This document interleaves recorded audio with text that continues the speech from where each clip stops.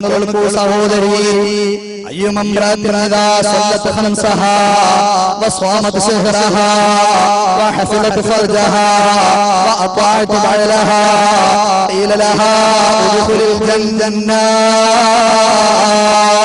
ഏതൊരു ഭാര്യമാരും ഇതാ സല്ലത്ത് ഖംസഹ അഞ്ച് വക്ത് നിസ്കാരം വളരെ കൃത്യമായി നടന്നാൽ വസ്വാമത് ശഹറഹ പരിശുദ്ധ റമദാനിൽ നിർബന്ധമായി നോമ്പെടുത്താൽ വഹഫദത് ഫർജഹ അവളുടെ ശരീരം വേണ്ട പോലെ അവൾ സംരക്ഷിച്ചാൽ വഅതാഅത ബഅലഹ അവളുടെ ഭർത്താവിനെ എല്ലാ അർത്ഥത്തിലും അവൾ വഴിമുട്ടി പോയാൽ ഖീല ലഹ ആ സ്ത്രീയോട് പറയപ്പെടുകയാണ് ശേഷം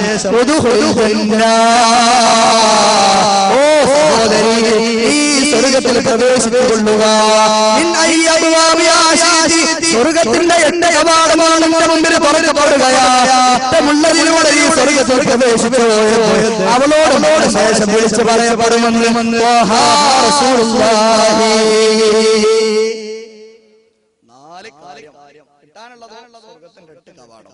ഈ 4 കാര്യങ്ങൾ തന്നെ നോക്കൂ.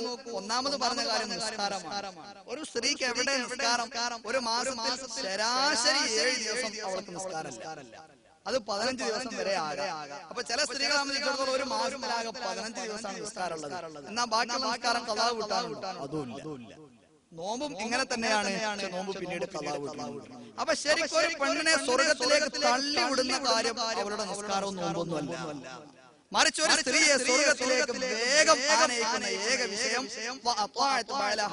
അവരുടെ ഭർത്താവിന് പരമാവധി ഭയപ്പെടുക എന്നുള്ള കാര്യമാണ്. ഇത് മറ്റൊരു ഹദീസിൽ നബി തങ്ങൾ പറയുന്നുണ്ട്,